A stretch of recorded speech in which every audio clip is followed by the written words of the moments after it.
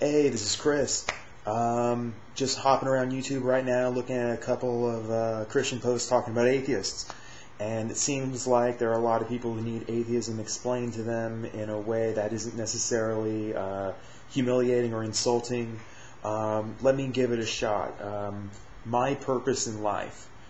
My life is how I choose to live it, and the meaning of my life is what I define by myself.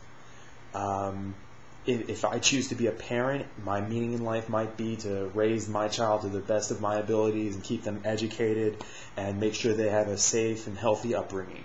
If I'm a fireman, it is to protect lives. Or if I'm a doctor, it's to keep people from dying.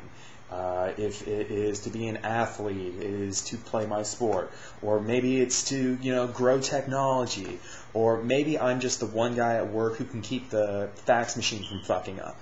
There are little things to live for, there are big things to live for, and the big thing to live for isn't Jesus. I think that a lot of people cling to this masterful working of Scripture that has been set before them.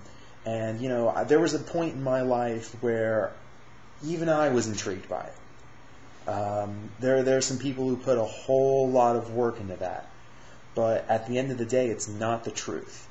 The reason that I am no longer a Christian is because I searched outward. There's this myth that if you keep all your thoughts in your head and you pray and you think really, really, really hard, somehow you'll know something more about God. But that is probably the most selfish thing you could possibly do. The most beautiful thing, the most elegant, truthful thing you can do is talk to another human being. Because the moment you say, I am no longer going to accept outside facts, you've just become the most ignorant person ever.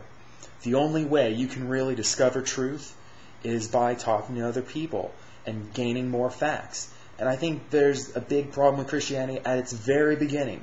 What is the first crime committed in the Bible? The will for more knowledge. Think about that and how it sets up every other thing in the Old Testament. The first crime ever committed was the yearning for more knowledge. But let's stop with that, and I'm going to talk some more about it a little bit later and get this online. Peace.